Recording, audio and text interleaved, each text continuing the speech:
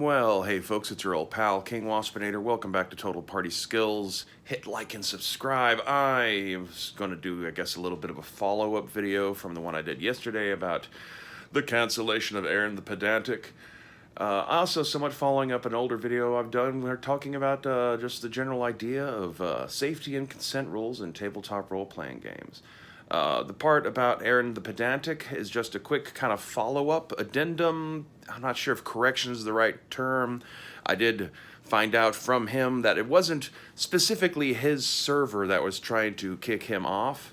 So that actually makes a lot more sense, because that was one of the parts of the whole scenario that I found the most aberrant. Is like, what, you're going to get run off your own server? What's going on here? Apparently this was a different server on Discord, for some publisher that he did not specify. So, unspecified publisher has purged Aaron the Pedantic from their corner of Discord. Yay.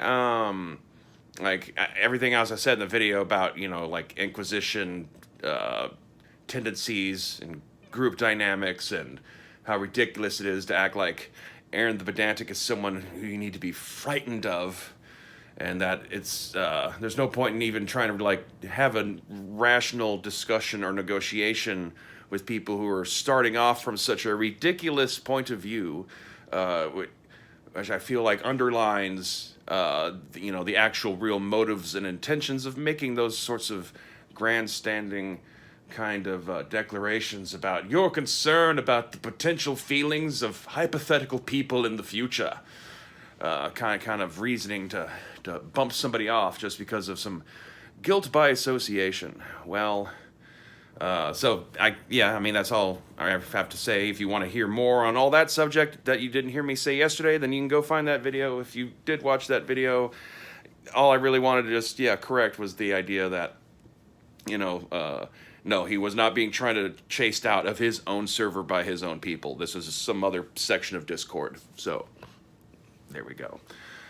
The other thing I wanted to talk about, though, in brief, is something I kind of forgot to segue into yesterday, and also didn't really get into in the previous videos I've done on the whole idea of the demands for safety and consent rule usage in tabletop gaming environments. Like, it's packaged as a rational thing. Like, what are you? Are you against safety and consent? What kind of demon are you? You don't want to sign this thing. The thing is though, it's not being.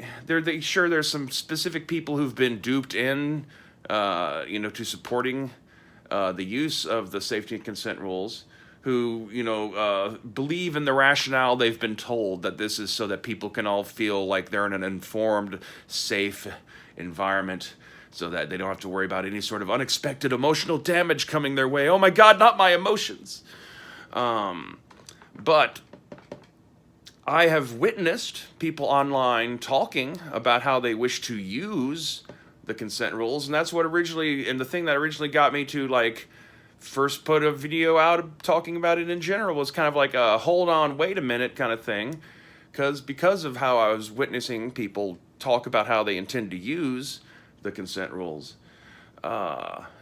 It's not to make sure that people have a safe environment and that they have a clear idea of what's going to be going on in the campaign. No, none of that. It's a screening method to suss out which DMs and players are good, which ones are bad. It's a screening process. It's a test. It's a loyalty test. It's are you going to comply? If you don't comply, then you're one of the bad ones. It has nothing at all to do with consensual activities. That's why it doesn't matter that it's weirdly sexualized. Just even calling it a consent form, whether or not you're asking for sexual consent, it's going to lodge into people's heads the idea that there's something sexual going on. And, when I first delved into the subject, I was like, okay, well, I need to, space myself back from that a little bit, because it's using the word consent, it's making me automatically, jump on to, it's like, okay, so this is all about making sure that, dungeon masters or other players don't take advantage of other players if they're, in some sort of vulnerable kind of mentality because of their role playing, or like, no, it must not be that. That's overboard. This is probably more about phobias and whether or not you're allowed to talk about politics at the table and all that kind of stuff. It couldn't possibly be a bunch of FetLife-esque S&M consent type stuff that you would see in other parts of the internet, because this is a game that's intended for people as young as the age of 12. And then my wife looked up the consent rules on her phone, and like, fucking A, man, like a quarter to a third of them are like about sexual topics and what kind of sex your characters are allowed to have in your game. Is it going to be no sex? Is it going to be sex all the time? How sexy? Oh my God.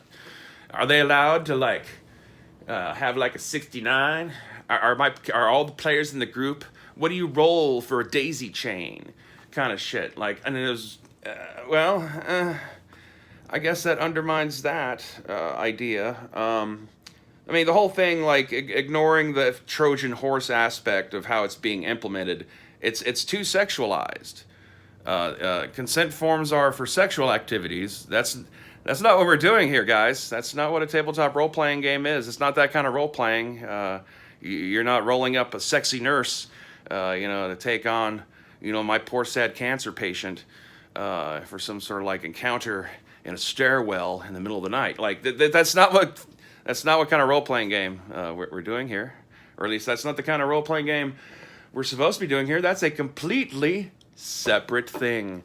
So we don't need the consent forms on that level. It's all focused in game. There's nothing on there about real-world consent, so there's no concern about girls playing in someone's tabletop game being like violently grabbed and hauled off into some back room for some sort of illicit, unsolicited sexual activity. There's nothing like that in those consent forms. It's just purely just like character stuff. Are you afraid of spiders? There's some weird stuff like can you depict sneezing in the game? And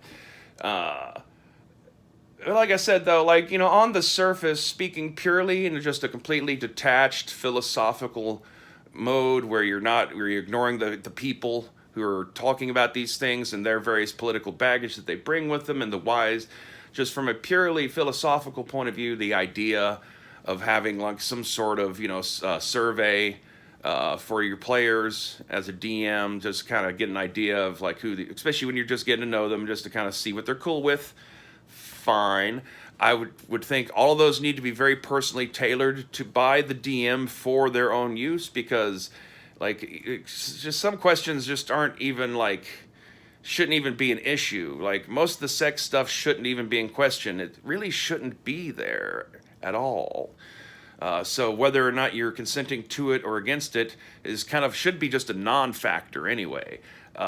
In some ways, by popularizing this consent form, it's going to increase the expectation that there's going to be some sort of fantasy sexual encounters going on in this game for some people, especially if they're new, and this is amongst the very first ways they are asked to interact with it when they actually join a gaming group and all that kind of stuff. But as I said, though, that's like, it doesn't matter if philosophically there's like, having everyone be informed is good and yada, yada, yada. That sounds good, but that's not how it's being used. It's being used to screen to see which people are politically compliant as a way so that you can easily identify who the bad ones are so you don't play with them. This is all an attempt to either... Like on the surface, you would see that like the hope is that this will just purge the bad people out of the community. All it'll do is just continue to solidify the wall between them, and then it's just kind of like a numbers race as to who in the end recruits more people. But it's supposed to help keep them separate. You don't want your fresh, young, woke D&D players, your Vox Machina. Critical Role fans. You don't want them mixing with those dirty OSR people or anything like that. You want to make sure that cyberpunk players don't have to come in contact with those horrible old Nazi Rifts players that are out there. All this sorts of thing. And it's also like the thing that makes it a trap, and part of how they can then use it to like try to get people banned from things. There was some of this language in the air in the Pedantic stuff that I had seen in terms of his thread, and the counter response he got from somebody about why they were doing this to him. Which is why I wanted to bring it up yesterday and just kind of like spaced it out. It's a setup. They've presented something that on the surface sounds like a reasonable ask. It's like, hey, just sign this little survey thing, safety and consent. We just want everyone to feel safe and like they've consented to what's going to be going on in the game. And then you're like, no, I'm not going to do that because we have this political argument going on and we don't see eye to eye on 1,000 things, and I don't like the implications of you trying to force me to do this. It's insulting. You're like kind of backdoor implying the worst about everyone who's involved in these games if you feel like everyone has to sign consent forms. And that all might be true, and you're perfectly in your rights to say, yeah, no, fuck no, I'll do my own thing and I'll screen my players my own way. Thank you very much. But then they can go, they see you online somewhere, talking in someone's chat room, and then they can go to the mods and whatnot, and they're like, hey, look, this dude didn't agree to safety and consent. How are your people in your wonderful little online space? It's a community, guys. How is your community going to be able to feel safe around this fella who wouldn't sign the safety and consent rules? He's clearly unreasonable. He didn't want to agree to safety and consent. It both serves as a way to filter out and figure you'll be able to basically tag people as, okay, yeah, this guy's, even if he doesn't agree with us, he's spineless enough to go along with it anyway, to go along to get along. He's not someone we have to be concerned with purging. Someone who stands up against it and says no. Now you've been clearly tagged as being one of them. Someone for the camps, perhaps, one day. And then in the after effect, that can be used against them in online spaces, and who knows? You're trying to get a job somewhere, and you're like, oh, are you sure you really want him working at your Taco Bell? He doesn't believe in the safety and consent of your Taco Bell customers. It's a two-punch thing. Both allows them to scan and identify you, and then they can smack you with it, potentially, if they want to. And irregardless of my own feelings, or really anyone's feelings about the subject of safety and consent in role-playing games, the fact that it's being cynically used like that kind of negates all that entire other conversation. Like, none of that matters. That's all just a phantasm to distract you from what's really going on. Don't get caught up on it. They don't actually really care.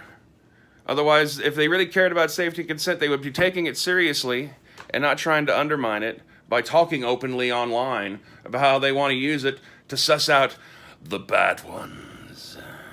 We gotta make sure we keep those old, badder gamers out of our spaces. Of course, also, there's this subtle thing that also goes on in life where I've observed, like, pretty much since I was a kid. Like, culturally, our mainstream culture does not want to, like, acknowledge humanity's dark side. America, in particular, has a real blind spot about its criminal underbelly, despite the fact that, like, a third of our music is about crime, and, like, half of our movies are about criminals, told from the criminal's protagonist point of view, and all that kind of stuff. I've observed throughout my life that kids and adults of certain intelligence levels really like villain characters. Being the bad guy is cool. And so, be careful who you vilify, because there comes a point where then they start being the cool ones. And now what did you just make cool by making a big deal out of how savage and wicked it is? You want to stay away from them kids. They're dangerous. They'll get you hooked on cigarettes and sex. That kind of stuff, The old Brer Rabbit thing, be careful about throwing people into certain briar patches, because it might end up being to their benefit in the long run. Because as I say, you can cut a wall in between the two halves of gamerdom by trying to filter everyone out with consent rules. But like the other group is way too large to just purge it entirely. So you're just creating two competing spheres, and there's nothing stopping them from recruiting people too. And if they become the edgier, cooler ones, who are the kids going to want to sneak off and check out and party with in the middle of the night, even if in public when they're in school out by their lockers, hang out with their friends? Oh, of course not. I wouldn't be doing any of that. I'm a good kid, and I'm like. That's not how human psychology works. So we'll see. We'll see if any side is ever going to actually get what they want with all this blind fumbling around and blind reactionary bullshit. But like I said, that's, I guess, essentially my beef with the TTRPG consent and safety rules culture as it's been and has been presented. It has nothing at all to do with whether or not it's rational to want to have a good, firm understanding of what your players are cool with so that you don't, like, unnecessarily upset people at the game table. Like, there's nothing unreasonable about that. It is perhaps a tad paranoid, is maybe the worst you could say about it. But then when you, like I said, it's not that in of itself. It's all the political baggage swirling around it in terms of the people who are proposing and using these things and how they've publicly stated that they intend to use them. So anyway, hit like and subscribe, leave comments, and as always, the thing.